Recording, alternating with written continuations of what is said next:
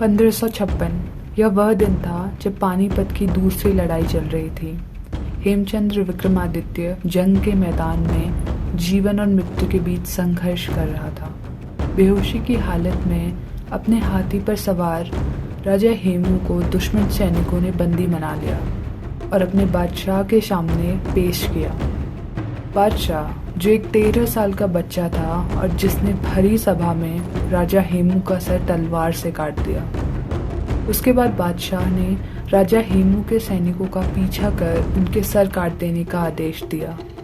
एक एक सैनिक को पकड़कर उनके सर काट दिए गए और एक जगह इकट्ठा करके उन सिरों का एक टॉवर खड़ा कर दिया गया।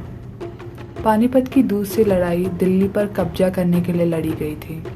हेमचंद्र विक्रमादित्य के सामने अपनी तलवार लिए खड़ा वो 13 साल का बादशाह, जिसने उन निर्दोष सैनिकों के सर काटकर उन सिरों से एक इमारत बना डाली थी, वो कोई और नहीं बल्कि अकबर द ग्रेट था। जलालुद्दीन मोहम्मद अकबर मुगल सल्तनत का सबसे कामयाब बादशाह और भारत की मिडिवल हिस्ट्री का एक ऐसा नाम है जिसे सबसे प्रसिद्ध और नेकदिल मुगल राजा माना जाता है। हुमायूं की मृत्यु के बाद सत्ता की पूरी जिम्मेदारी अकबर के कंधों पर आ गई। अपने शासनकाल के दौरान अकबर ने कई ऐसे शासनों को लागू किया जिससे भारत में मुगल साम्राज्य की ताकत मजबूत हुई। अकबर सभी धर्मों को एक मानता था। उसने कई हिंदू राजकुमारियों से शादी की ताकि वो पूरी दुनिया में सेक्युलरिज्म का प्रचार कर सके। लेकिन ये फैसला धर्म की समानता के लिए नहीं था और इन सब फैसलों के पीछे एक अच्छे इंसान का दिल नहीं बल्कि एक शातिर बादशाह का दिमाग था। अकबर का असली चेहरा हमें किसी मूवी, टीवी सीरियल या फिर एक्ट में नहीं बताया जाता और ना ही कभी किताबों में पढ़ाया जाता है। ये सब कुछ एक सोचे समझे खेल की तरह है और इस खेल की शुरुआत पानीपत की दूसरी लड़ाई से ही हो गई थी, जब अकबर भारत की दिशा में मुगल साम्राज्य को फैलाने के लिए बढ़ रहा था। उत्तर और मध्य भारत पर विजय पाने के लिए अकबर की नज़र राजपूताना पर पड़ी और उसने धीरे धीरे संपूर्ण साम्राज्य पर अपना हक जमाना शुरू कर दिया।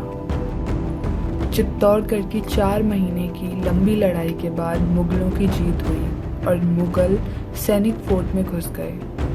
फोर्ट के अंदर कई राजपूतानियों ने अपने मान की रक्षा करने के लिए आग में कूदकर अपनी जान दे दी। कब्जा जमाने के बाद अकबर ने चित्तौड़गढ़ की आम जनता को मार डालने का आदेश दिया और लगभग 30,000 महिलाओं, बच्चों, आम नागरिक, बूढ़े, जवान, हर उम्र के हिंदुओं का खून कर दिया गया।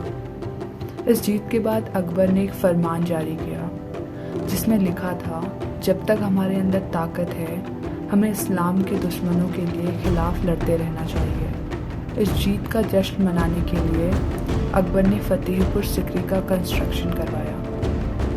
अकबर जो गौ हत्या पर रोक लगाने की बात करता था, उसने मंदिर में पल रही 200 गायों की हत्या कर दी और उनके खून से पूरे मंदिर को रंग दिया। 1582 में अकबर ने एक नया धर्म स्टैब्लिश किया जिसका नाम था दीन-ए इलाही।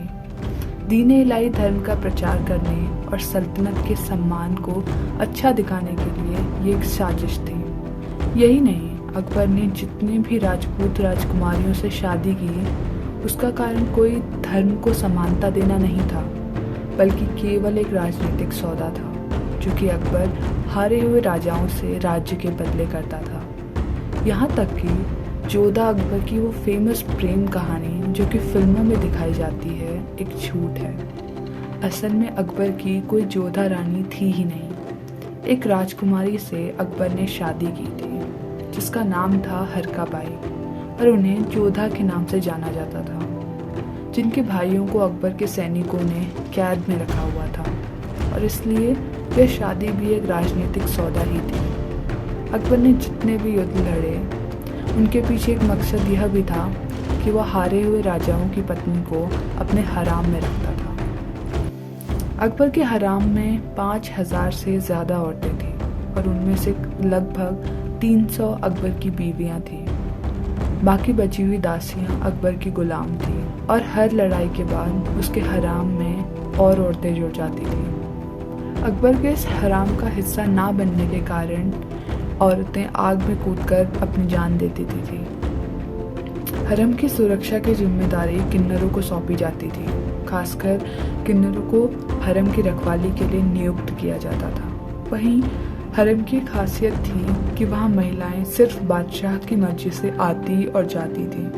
अकबर के जीवन काल में न जाने ऐसे कितने राज हैं जो कभी सामने नहीं आएंगे। कई लोगों का ये मानना है कि भले ही अकबर ने अपने आधे जीवन काल में अत्याचार किए हों, लेकिन अपने आधे जीवन काल में अकबर ने एक नए धर्म की शुरुआत की और सभी धर्मों को समानता दी। लेकिन क्या ये कर्म अकबर के किए हुए कुकर्मों को जस्टिफाई करते हैं? क्या वो हजारों बच्चे, बूढ़े, महिलाएं, मंदिर, गायें की हत्या जस्टिफाई की जा सकती है? स्पेशली अकबर के हराम में रहने वाली वो महिलाएं जिनकी लाइफ एक पॉइंट के बाद ख़त्म कर दी गई। आपका इसमें क्या ओपिनियन है? कमेंट सेक्शन में ज़रूर बताइए। मैं आप सभी से मिलूंगी अगली वीडियो में।